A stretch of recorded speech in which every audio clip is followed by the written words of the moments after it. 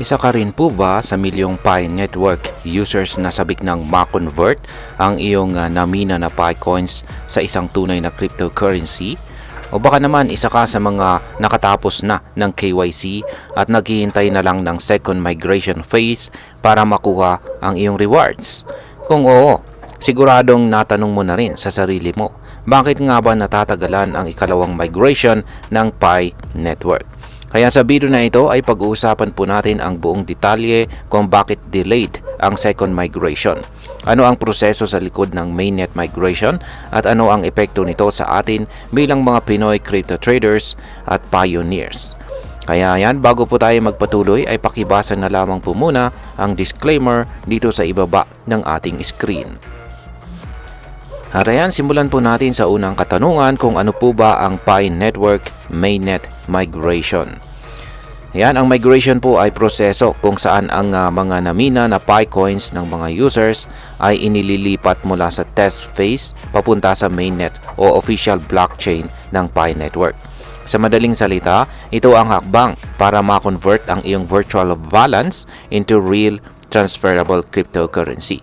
Pero hindi ito katulad ng simpleng airdrop gaya ng ginagawa ng ibang crypto projects. Hindi ito basta-basta pamimigay lang ng coins.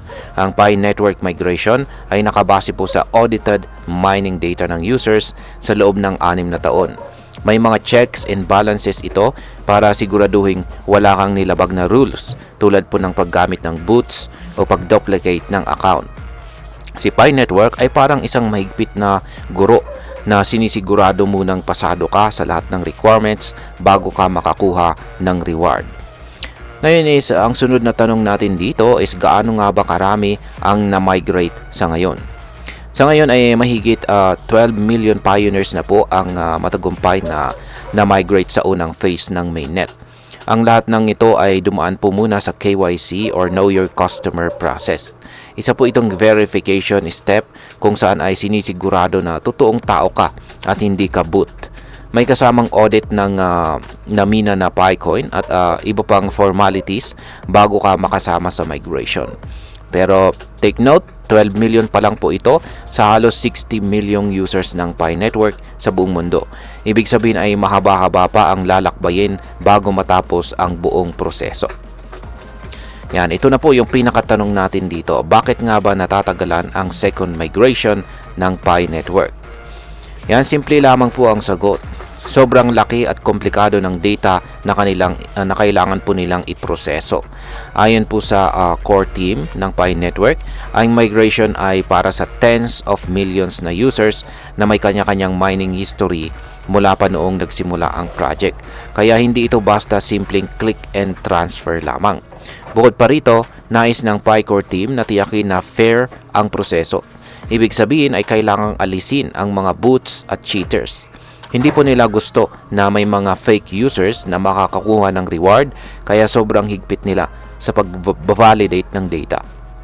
Ayon po sa isang blog post mula mismo sa Pi Network Foundation, hindi ito simpleng airdrop na gaya ng ginagawa ng ibang crypto. Dito tinitingnan ang bawat aspeto ng iyong pagmimina. Kasama na ang iyong activity, referrals, at kung gaano ka po ka-legit bilang isang Pi pioneer. Sa ganitong klaseng setup, hindi talaga maiiwasan ang delay, lalo na kung ang goal mo ay security at saka transparency. Ngayon is kailan naman ang inaasahan na second migration?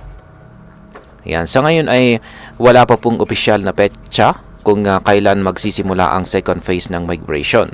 Pero ayon sa mga updates, ang priority muna ng Pi core team ay tapusin ang unang phase sa loob ng first quarter ng taong 2025. Kaya malaki po ang posibilidad na ang second migration ay mangyari sa ikalawa or ikatlong quarter ng taong 2025 o sa madaling salita ay sa pagitan po ng April hanggang September 2025. Kaya kung umaasa kang makuha na ang iyong mga bonuses at referral rewards sa second migration, konting tiis pa talaga ang kailangan.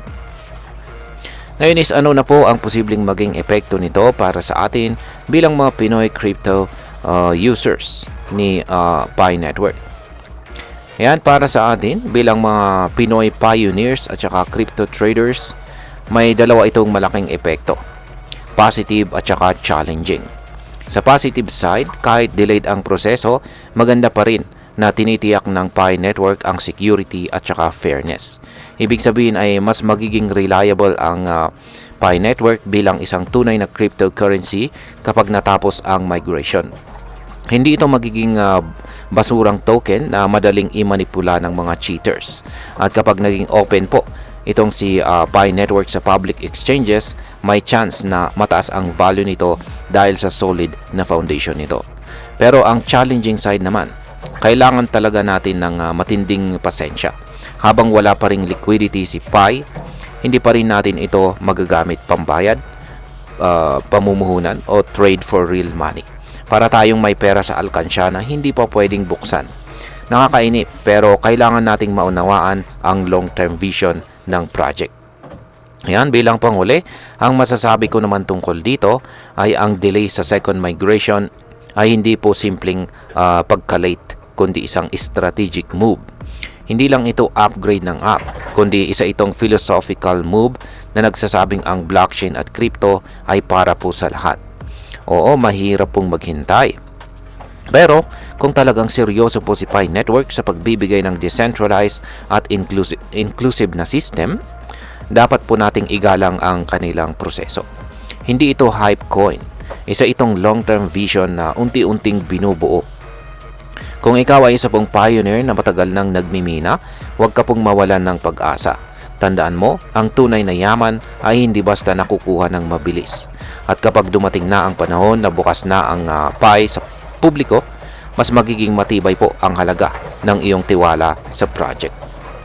Kaya yan, para sa mga hindi pa nakakapag-KYC dyan, siguraduhin nakasali ka na sa queue at kompleto ang iyong profile. Para naman sa mga na-migrate na, stay updated po sa mga announcement ng Pi Core Team. At kung ikaw po ay isang Pinoy crypto enthusiast, maghanda ka na. Ang future ng Pi ay malapit na. At kapag dumating na ito, sana'y handa kang maging bahagi ng isang makabagong ekonomiya. At ayan, hanggang dito na lamang po tayo sa video na ito mga ka-crypto. Marami pong salamat sa panonood. Ingat po tayo lagi at God bless po sa ating lahat.